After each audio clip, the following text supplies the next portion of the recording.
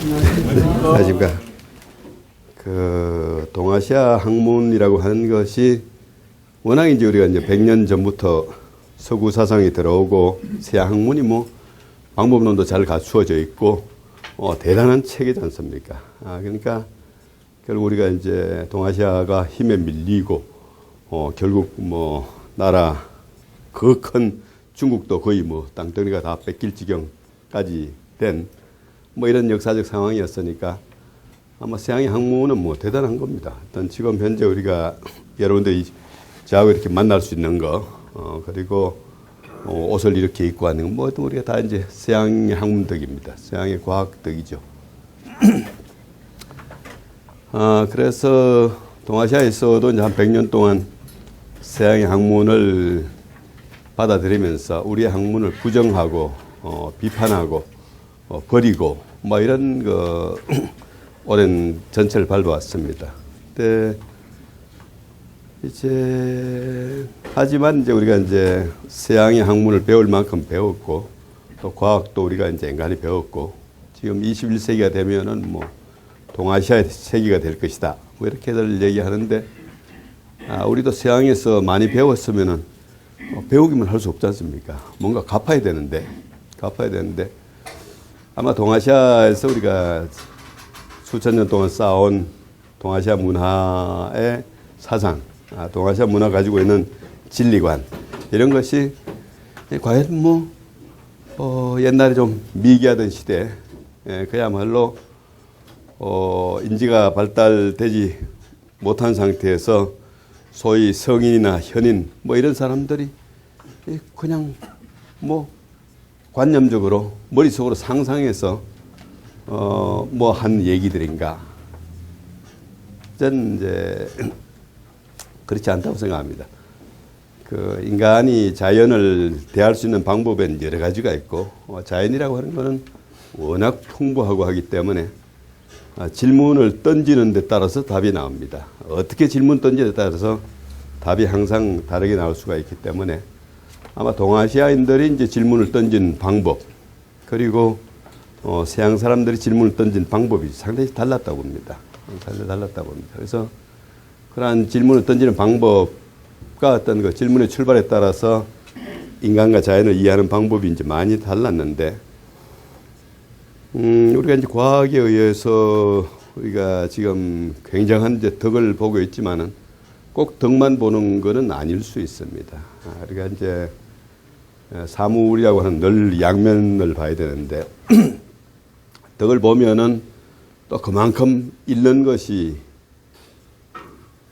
있는 것이 현실입니다. 우리가 이제 자연 파괴라든지 공해 문제라든지 뭐 심지어는 뭐 지구 전체가 그 생존이 위협받는 이런 어떤 위험한 상황 이런 것들은 우리가 과학을 통해서 얻는 덕에 대한 대가라고 할 수 있는 아마 뭔가 굉장히 위험한 요소라고 할 수가 있는 거죠.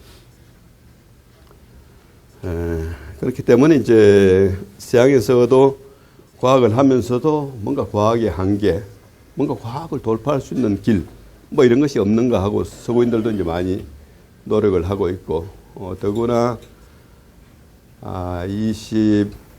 우리 최근 현대에 와서는 저희가 서양의 과학이 또 워낙 발달하다 보니까 옛날에는 과학이라고 하는 것이 뭔가 자연을 물질적으로만 이해하려고 했는데 뭔가 오늘날에 와서는 물질 세계를 넘어선 어떤 것에 대한 얘기가 과학 자체에서 많이 나오기 시작하고 있고 과학 자체에서 뭔가 동양 철학, 동아시아적 자연관 이런 것이 과학에 수용될 수 있는 길이 없는가 이런 것도 고민들을 많이 하고 있습니다. 네, 저는 이제 이번에 성학습도를 가지고 이제 제가 감히 이제 하게 됐습니다만은 서구에 있어서 학문은 아마 과학이 아마 가장 대표적인 것 같습니다. 서구의 학문은 과학이 진리관을 가지고 있고 뭔가 어떤 과학적 진리가 어긋나는 건 큰 소리를 못 칩니다. 큰 소리를 못 쳐서 어떤 진리 세계에 대한 어떤 그 자신감을 가질 수가 없습니다. 그러니까 과학이라고 하는 거는 대상화 시켜가지고 그거를 뭔가 관찰을 하고 분석을 하고 이래가지고 어떤 대상 세계가 가지고 있는 법칙을 찾아내서 발표를 하면은 검증을 하고 검증을 해서 인정이 되면은 진리로서 이제 인정이 되는 겁니다. 이제 거기서 가장 중요한 것은 이제 대상화라고 하는 것이 가장 중요한 것입니다. 대상화되지 않으면은 그 문제로 삼을 수가 없습니다. 근데 이제 과학이 이제 대상화 시켜가지고 뭔가 하여튼 과학이라고 하는 거는 뭔가 대상화만 시켰다 하면 그냥 훤히 들여다봅니다. 요즘 우리가 관측 기술이 발달해가지고 우리가 여러 가지 이제 기계를 통해서 사람 인체고 뭐고 그냥 기계에 넣으면 내면을 다 들여다볼 수 있는 거죠. 그럼에도 불구하고 우리가 이제 대상화 시킬 수 없는 것들, 대상화 시킬 수 없는 것, 여기 대해서는 과학이 이해하기 힘든단 말이죠. 근데 대상화 시키기 가장 힘든 것이 무엇이죠? 대상화되지 않는 것. 바로 마음입니다. 마음은 대상화되지 않습니다. 또 마음이 대상화되지 않고 또 마음에 기초한 많은 것들, 가치, 무엇이 선하다, 옳다, 대상화되지 않습니다. 그러니까 마음에 대한 문제, 또 가치에 대한 문제, 이런 문제 나오면 과학은 아주 절절맵니다. 그건 도덕히 어떻게 할 수가 없습니다. 한데 참 재미있게도 우리가 이제 과학은 대상화되는 세계에 대해서 그렇게 많은 그 연구와 분석을 통해서 그야말로 지금 우주가 어마어마하게 넓어져 있고 지구만 해도 어마어마하게 자세히 알고 있습니다. 인체에 대해서는 우리 유전자 지도해가지고 모르는 게 없는 것 같죠. 그럼에도 불구하고 가치의 문제, 마음의 문제는 접근할 수 있는 방법이 없습니다. 한데 바로 이 성학이라고 하는 것은 과학과는 그야말로 정반대로 마음에서 출발합니다. 마음에서 출발하고 또 마음을 통해서 가장 중요하게 여기는 것이 가치의 문제에 접근하고 있습니다. 바로 이제 마음의 문제, 가치의 문제에 대한 인식과 실천을 통해서 인간이 또 어떻게 변할 수가 있느냐, 이런 문제죠. 한데 바로 우리의 마음을 이제 찾고 마음을 세우고 그리고 마음 속에서 작용하는 이 가치의 문제, 이법의 문제를 밝힘을 통해서 인간은 그 질적 변화를 할 수가 있다. 그래서 우리가 과학을 통해서 얻는 거는 어떻게 보면은 질적 변화의 문제는 되지 않죠. 그러니까 양적 변화, 우리의 소유의 세계, 어마어마하게 많은 우리가 이제 물질적인 혜택들을 소유해서 많은 우리가 삶의 편의를 도모하지만은 우리 마음의 문제, 가치의 문제, 인간의 어떤 질적인 문제는 이제 해결의 길이 없는 겁니다. 그러다 보니까 우리가 경제적으로는 엄청나게 발전했으면서도 끊임없이 요즘 이 자살자들이 엄청나게 늘고 있고 작년에 우리나라 자살자가 하루 평균 4명이 넘습니다. 4.26명. 그야말로 15,000명 가량이 자기 목숨을 스스로 끊었는데 아마 다 이렇게 살기 꼭 어렵고 이런 사람들이 아닙니다. 그야말로 사회적으로 명성이 있고 그야말로 굉장히 유명한 사람들, 이런 사람들도 자살하는 사람이 굉장히 많습니다. 이런 문제라고 하는 것이 우리가 경제적으로 소유의 세계에서는 굉장히 많은 우리가 축적을 하고 있지만은 뭔가 질적인 문제, 가치의 문제, 왜 사느냐, 어떻게 사느냐, 이런 문제에 대해서는 그렇게 좋은 답을 얻지 못하고 있고 그런 것들이 이제 우리 사회가 가지고 있는 그 물질 문명에 대한 어떤 그 균형적 발전이 되지 않고 있다. 인간의 정신 문제, 가치 문제에 대한 어떤 균형적 발전이 되고 있지 않다. 이래서 소위 과학에 대한 성학, 성인이 되는 학문, 인간의 어떤 질적 변화를 이루는 학문, 이런 것에 어떤 필요성이 있지 않나 싶습니다. 제가 또 이제 번역한 지가 이제 2001년에 해가지고 이번에 그 작년 말에 개정판을 내고 해서 뭐 성십도도 여러 출판사에서 많은 번역본이 나와 있습니다만은 그래도 이제 많은 분들이 아껴주셔가지고 이번에 개정판까지 내게 됐습니다.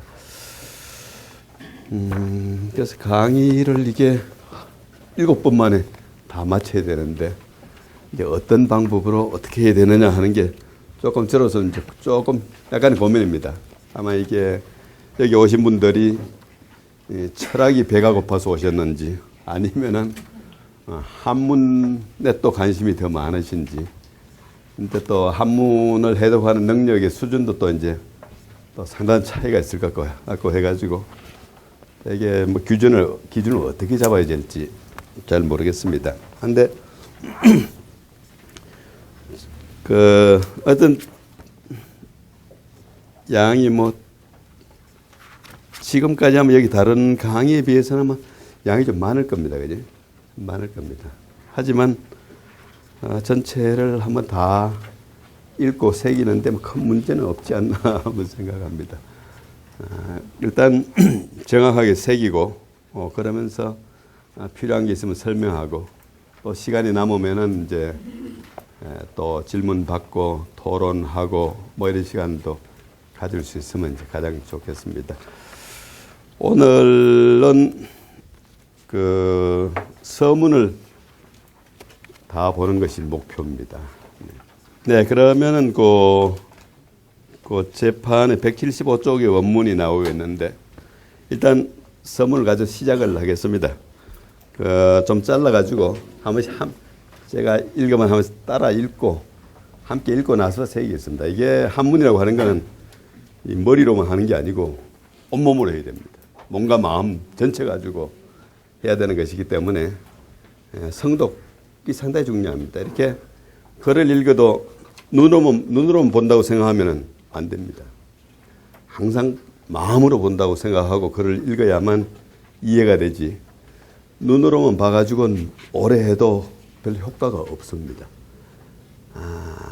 어떤 우리가 그 마음에 대한 느낌이 없으면은 공부가 안 됩니다. 근데 우리가 과학을 할 때는 가능하면 대상화 시켜가지고 어떤 마음에 대한 그런 생각 안 하면서 이렇게 하는 대상 자체에 포인트를 두고 하는데 우리가 도학, 성학이라고 하는 거는 글을 보면서도 자기 마음의 중심을 두고 봐야 합니다. 마음 중심을 두고.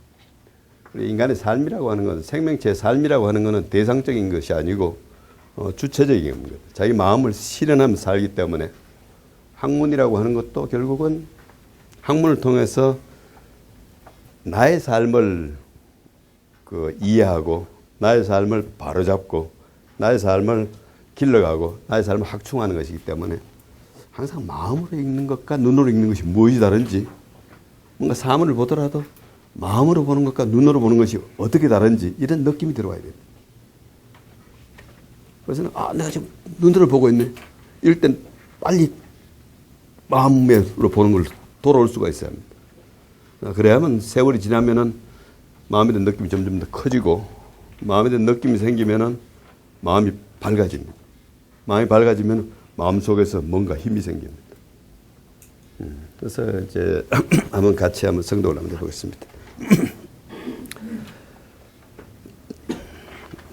제목부터 한번 보겠습니다. 진성학 십도 차병도. 네, 제가 읽고 나면 같이 함께 읽어주시죠. 진성학 십도 차병도. 판중추부사 신이모는 건재배 상은 하나이다. 신절복 이 도무 형상이요 천무 언어하니 자 하락 도서지 출로 성인 인작 개요하니 이 도 시현어 천하의라 연이 도지 호호를 하처하수며 고훈 천만의 하소 종입고 네 거기까지 한번 새겨보겠습니다. 자 번역은 용어라든지 이런 건 이제 가끔 이제 그 줄을 봐야 할 경우도 있습니다. 앞에 이제 차와 도가 25쪽부터 나오니까 한번 이제 필요할 땐 보겠습니다. 중추부 판사, 중추부의 일을 맡은 중추부 판사라고 중추부 판사인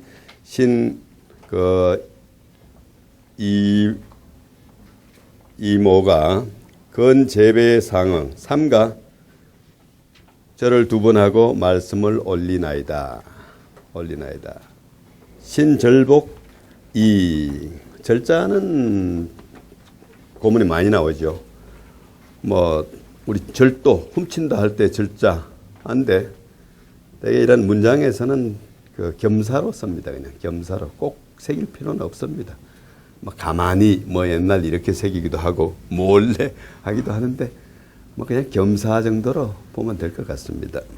신절복 이 그리 써이자가 이제 써이자 한자로도 생각하다. 보통 써이 하면 이자와 위자가 함께해서 생각하다. 이위.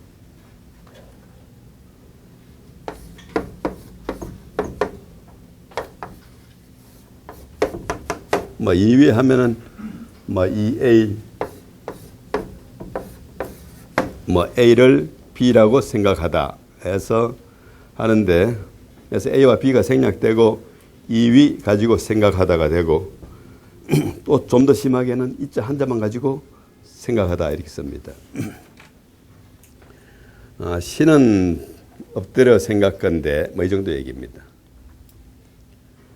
도무 형상이요. 도는 형상이 없고 도는 형체와 어떤 상도 없고 천무 언어 하늘은 언어가 없다. 하늘은 말이 없다. 하늘은 말이 없습니다. 바로 첫 줄에서부터 가장 어려운 문제가 나오고 있는 겁니다. 과학에서는 그야말로 대상화된 사실적 세계에 대한 어떤 정보를 지식으로서 얻고자 하고 그 지식이 뭔가 사실과 일치되면은 참진자를 붙입니다. 참이다. 사실은 과학에서는 진리란 얘기보다도 그런 경우는 진위, 참이냐 거짓이냐 어떤 참된 입법 뭐 이런 걸 얘기하고 그래서 대상적 진리를 추구하는 데 반해서 여기서는 적어도 유학에 있어서는 진리를 도라고 한 건 분명합니다. 도를 진리의 대명사로 사용하고 있는 겁니다. 도는 형상이 없다. 진리는 형상이 없다. 천무 언어, 또 하늘은 말이 없다. 하늘도 참 어려운 얘기입니다. 우리가 이제 자연과학이 발달해가지고 현대 천문학이 발달하고 그야말로 우리가 살고 있는 옛날에 우리 뭐 그야말로 그저 태양계 내지는 눈에 보이는 천구를 이렇게 생각하면은 뭐 옛날 분들 생각한 거는 아마 지구에서 천구 꼭대기까지 뭐 아마 6만 몇 킬로 뭐 이러고 뭐 킬로까지 나옵니다. 되게 아마 몇 킬로 정도 될 거다 이렇게 생각하고 있는데 지금의 자연과학을 통해서 우리가 얻은 우주라고 하는 굉장한 거죠. 우리 상상을 초월하죠. 우리 은하계만 해도 뭐 우리가 이제 빛으로 해가지고 뭐 10만 년, 20만 년 뭐 이러고 얘기를 하니까 10만 광년, 20만 광년 얘기를 하고 우리 은하계 같은 것이 또 뭐 수천억 개가 있다고 하니까 하늘 하는 것이 가장 어렵습니다. 오늘날 하늘이라고 하는 개념을 동양 철학하는 사람은 과연 어떻게 되찾을 수 있을까? 아마 동양 철학을 아마 해가지고 그야말로 이 도를 알아가지고 하늘 개념을 되찾을 수 있는 사람이 있다면은 그 사람은 세계 철학을 새로 정립할 수 있는 겁니다. 하늘 대단히 어려운 개념입니다, 지금. 하지만 옛날에는 우리가 이제 지구 중심으로 해가지고 우리 관측되는 천구 전체를 하늘이라고 봤던 것이고, 되게 그 하늘을 이제 우리가 어떤 영원한 세계, 또 도에 대한 대명사로도 사용하고 도와 하늘을 일치된 개념으로도 사용했던 겁니다. 자, 하락도서지 줄 하도낙서가 나옴으로부터 이런 얘기입니다. 하도낙서는 한번 그림을 26쪽에 잠깐 한번 그냥 보시고 26쪽 주 7번에 왼쪽에 있는 것이 하도이고 오른쪽에 있는 것이 낙서입니다. 아주 어떻게 보면 재미납니다. 대단히 재미있는 그림입니다. 보고 엄청나게 많은 걸 상상할 수 있는 그림입니다. 아직도 뭐 하도낙서에 대해서는 저는 뭐 자신이 없습니다만 어떤 하도낙서로부터 주역을 연역해서 만들었다 이렇게 얘기하고 있고, 특히 이제 그 음양오행 사상이 요 속에 다 들어 있습니다. 다 들어 있고, 지난 학기 제가 연세대학교에서 대학원에서 그 훈민정음 해례 강의를 했는데 훈민정음의 원리가 자음의 원리는 요 하도 속에 다 들어 있습니다. 하도 속에 훈민정음의 자음의 원리가 다 들어 있고, 모음의 원리는 바로 동아시아인들, 우리나라 사람들이 가장 중시하는 하늘, 땅, 사람, 천지인, 천지인 삼재 원리로 만든 것이 모음입니다. 그래서 바로 이제 음양오행으로 만든 것이 그 자음이고, 삼재로 만든 것이 모음입니다. 그런데 우리가 이제 국문화 하시는 분들이 좀 동양 철학을 안 좋아하니까 훈민정음 해례에 대해서 큰 관심을 안 가집니다. 그래서 하여튼 동양 철학적 입장에서 훈민정음을 한번 이해해보자 해서 한번 강의를 했는데, 바로 이제 그야말로 그 하도와 삼재 사상의 기초에서 훈민정음이 만들어졌다고 하는 걸 알고 이제 상당히 하여튼 놀랐습니다. 네. 성인이 인작계효, 인자 이런 글자들이 중요합니다. 인, 그 하도낙서에 말미암아서 하도낙서에 어떤 말미암아서 작괴효, 주역의 계와 효를 만들자. 그래서 도시현어 천하의 도가 천하에 처음으로 나타나게 되었다. 도가 처음으로 천하에 나타나게 되었다. 퇴생은 이제 바로 하도낙서, 주역의 계효, 그리고 도, 이걸 바로 이제 하나의 선상에서 이해하고 계신다는 걸 알 수가 있는 겁니다. 그러나 도지호호, 도는 넓고 넓으니 하처하수, 어디에서부터 손을 댈 것이며, 도는 넓고 넓으니 하수, 우리말로 요즘 착수하다 그러죠. 착수 시작한다 할 때 착수, 하수 같은 용어가 되겠습니다. 도는 넓고 넓으니 어디에서부터 이제 도에 대한 이해를 시작하며 이런 얘기죠. 어디에서부터 공부를 시작하며, 고훈천만, 옛날 사람들의 가르침도 천가지 만가지가 되니 하소종립, 어느 곳으로, 종자가 바로 이제 어디로부터, 종자가 자자나 마찬가지죠. 어디로부터, 하소로부터 어느 곳으로부터 들어갈 거. 도는 넓고 넓으니 어디에서부터 또 이해를 시작하며, 또 옛날 가르침도 천가지 만가지 많고 많으니 어디에서부터 들어갈 것인가, 막 이런 문제의식을 가지고 성학십도를 만드시게 된 겁니다. 뭐 어디서 공부를 시작해야 될지 막막한 거죠. 바로 이제 공부의 출발점을 이제 성학십도를 통해서 열겠다, 이런 의도인 걸 알 수가 있는 겁니다. 성학 10도를 올린 게 몇 년입니까? 무진년 1568년. 퇴계생 우리 그 연세를 우리가 알기 쉬워요. 68년이면 68세. 1501년에 태어나셨기 때문에 1568년이면 68세 되시는 겁니다. 그래서 68세 때 이 무진 6조 소를 올리고 또 성학 10도를 올리고 무진년에 6월 한 더위에 안동에서 출발해 가지고 서울에 8월에 도착하셔 가지고 무진 6조소를 올리고 그리고 강의를 몇 달 동안 하시다가 또 병이 나셔 가지고 강의를 못 하시고 한 달 동안 휴강하시는데 한 달 휴강하시는 동안에 만든 게 이겁니다. 예. 한 달 휴강하실 동안 만들어진 게 성학 10도입니다. 물론 이제 다 외우시고 해가지고 머릿속에 다 이렇게 기억을 하시고 있던 거라고 하지만은 그래도 많은 설명도 붙였고 책에도 짜고 했는데 68세 노인으로서 하여튼 한 달 동안에 이 역사적인 그야말로 대작을 만드셨다고 하는 굉장한 겁니다. 네, 그 다음 단락을 보겠습니다. 성학유 대단하고 신법유 지요하니 계지위도하고 지지위설하여 이 시인 입도지문하고 적덕지기함이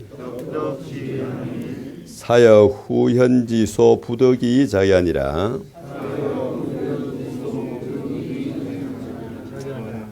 이황 인주 일심은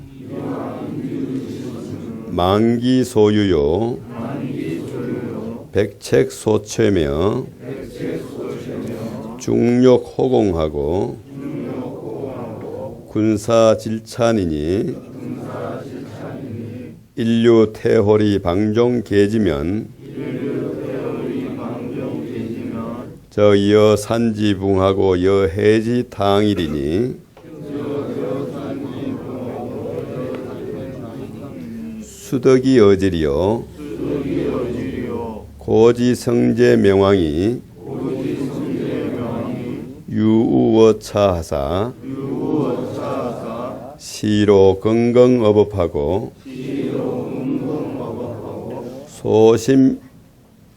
소심 외신하여 일부 일일에 유의위 미야라 입사부지관하고 열간쟁지직하고 전유의 후유승하며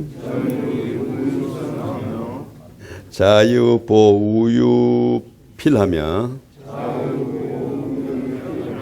제여유 여분지규하며 위저유 관사지전하며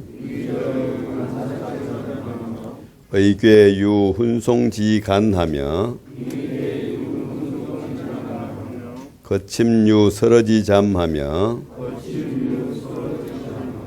임사유 고사지도하며 영거유 공사지송하며 이지 반우 괴장가 도검 호유와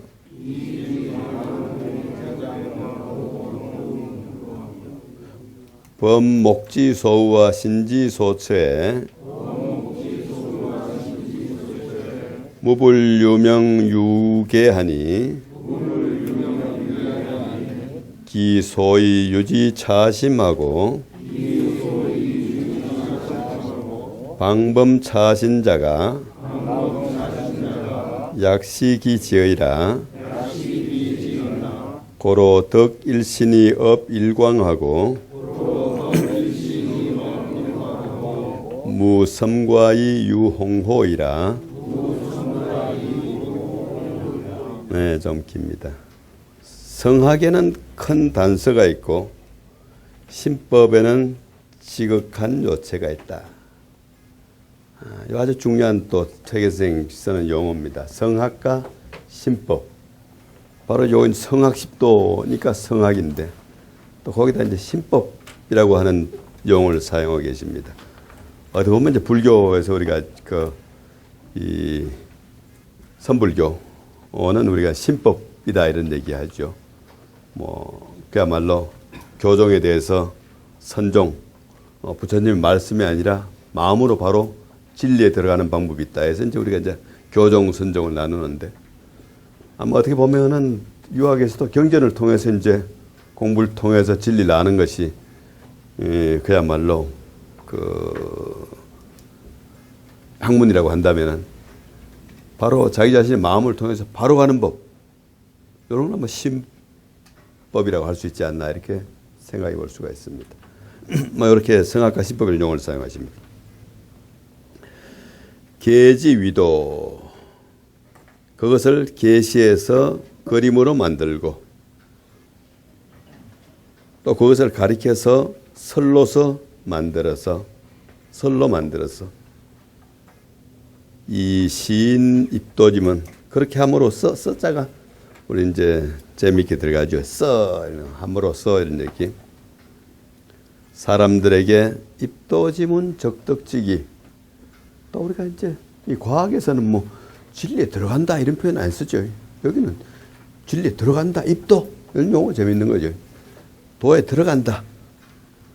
도에 들어가는 문과 또 덕을 쌓는 기초, 덕을 쌓는 기초를 사람들에게 보여주었다. 아마 진리의 세계가 뭐 이렇게 우리가 뭐 들어간다. 또 뭔가 우리가 진리를 알아가지고 뭐가 덕을 쌓는다 이런 표현을 쓰는 것이 우리 과학하고 전혀 과학에서 이런 용어가 나올 수가 없는 겁니다. 사여 이 또한 후대의 현자들이 부득이해서 그만둘 수가 없어서 지은 바이다. 바로 도와 설을 설명하는 거죠. 바로 이제 성악 10도 할 경우에 사실은 이제 제목은 성악 10도지만은 도가 있으면은 반드시 설이 있습니다. 그림이 그냥 그린 게 아니고 그림에 대한 이론이 있는 거죠. 설이라는 게 바로 그림에 대한 이론이죠.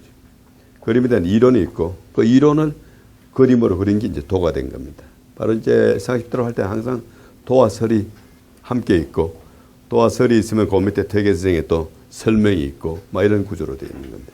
그리고 하물며 인주일심 임금의 한 마음은 인주 사람의 주인인 임금의 한 마음은 만기 소유 만가지 기미가 말미암는 바이며 기자는 나무 목자 있는 걸로 해가지고 깃털로도 사용합니다. 만가지 일이 말미암는 바이며 백책 소체 100가지 책임이 또 모이는 바이며 중욕 호공 온갖 욕심들이 호공 번갈아 막 공격하며 군사 질찬 여러 가지 삿된 것들이 또 번갈아 가면서 막 구멍을 내려고 공격을 한단 말이죠. 임금의 마음을. 인류 태홀이 방종계지 한번 태만하거나 소홀함이 있어서 그래서 방종함이 또 그것을 잊게 되면 그러면 산이 무너지는 것과 같고 바다가 막 일렁이는 것과 같게 될 것이니 수덕이 어지리요. 누가 그것을 막을 수 있겠습니까? 덕자 뒤에 말일 자는 사실 없는 것으로 생각해도 좋고 해서 이제 동사 앞에 나오는 덕은 할 수 있다 이렇게 됩니다. 동사 뒤에 나온 덕하고 앞에 나온 상당히 많이 다릅니다. 동사 앞에 나온 덕은 뭐뭐 할 수 있다 이렇게 되고 동사 뒤에 나오는 덕은 뭐뭐 하게 된다 뭐 이 정도 되게 됩니다.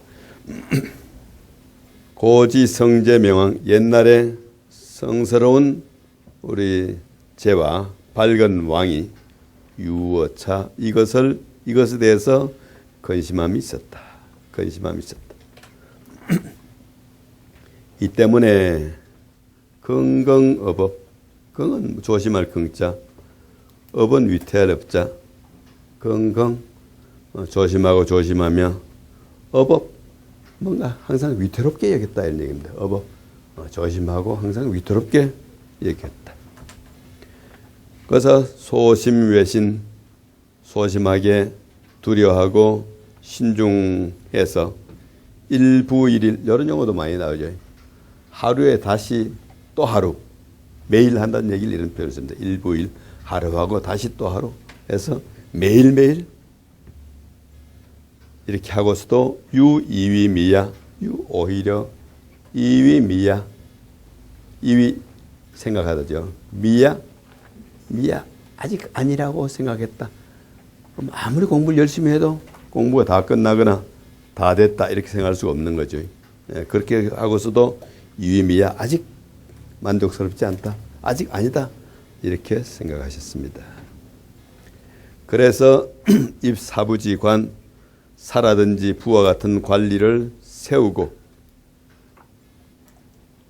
또 간언을 하고 또 다투는 그런 직책을 나열을 하고 앞에는 또 의라고 하는 관리 뭔가 있으면 걸 자꾸 얘기해 주는 관리 뒤에는 뒤에는 또 말씀을 받드는 관리를 두었 전부 관명입니다. 성을 두었으며 왼쪽에는 또 보라고 하는 선생을 두고 오른쪽엔 또 필이라고 하는 선생을 두었으며 제여 수레를 탈 때는 또 여라든지 분이라든지 이런 또 관리들의 규 바로잡음이 있었으며 위저 임금의 지위와 그 자리에 있을 때에는 또 관리와 서성의 법도가 있었다. 관사의 법도가 있었다. 또 의자에 기대 앉았을 때는 훈송 뭔가 또 책을 읽어서 가르쳐주고 하는 그런 또 간관들이 있었다. 거침 침소에 거할 때는 또 서로 옆에서 가까이 모시는 비서들입니다. 비서 생활 돌보는 비서들의 자문이 있었으며 임사 이례임에서는 또 고나 사 같은 우리 그 관리들의 인도가 있었다. 편안히 거처할 때는 또 공사지송이 있다. 시를 읽는 사람인데 시를 읊어주는 사람들의 관리들의 또 시를 읊어줌이 있었다. 이지 반우 괴장 도금호유 뭐 반 우리 쟁반이라든지 뭐 우 사발이라든지 뭐 안개라든지 지팡이라든지 뭐 칼이라든지 뭐 집의 어떤 문이라든지 범목지소 모든 눈이 닿는 곳 몸이 거처하는 곳에는 무불유명육에 명이 있고 개가 있지 않음이 없었다. 우리 옛날에 천자 못하겠죠. 가는 것마다 뭐 이렇게 경계하는 관리들이 다 있고 가는 것마다 자문이 다 써 있고 아마 이게 바르게 사는 거를 지향을 하지 않는 임금이라면 아마 정말 못할 겁니다. 그죠? 이렇게 뭐 마음대로 할 수 있는 게 하나도 없고 뭔가 어떤 임금의 마음을 바로잡기 위해서 이렇게 다양한 관리들이 많이 있었다는 얘기죠. 그래서 명이 있고 개가 있지 아니함이 없었다. 기소의 유지차심 그 유지차심 이 마음을 유지하고 이 마음을 유지하고 마음을 유지한다 하는 게 참 중요한 겁니다. 이 마음을 유지하고 방범차신 이 몸을 또 방범 법도로 막는 소의자가 이 당시에 성리학자들이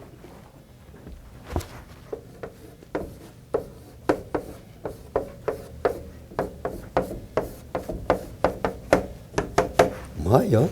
소의자라고 하는 걸 너무나 많이 사용해요. 소의자. 너무나 많이 사용해요. 문장에 보면 너무나 많이 나옵니다. 뭐뭐 하는 까닭이 되는 것. 뭐 이렇게 되는데 뭐뭐 하는 까닭이 되는 것. 가끔은 좀 그렇게 하면 좀 심하다 싶어가지고 그냥 뭐뭐 하는 것 이렇게 새기는 게 좋을 때도 상당히 나오는데 그 한계를 잘 모르겠어요. 누가 이거 한문학 하시는 분도 아마 그 소위자만 가지고 경전에 나온 소위자만 가지고 논문을 써도 뭐 자료 충분합니다. 사서에 나오는 소위자 엄청나게 많이 사용합니다. 이게 뉘앙스가 조금씩 다른데 어떻게 하는 까닭이 되는 것 하고 어떻게 하는 바의 것 하고 두 가지 번역이 나오는데 그 한결가 애매할 때 많습니다.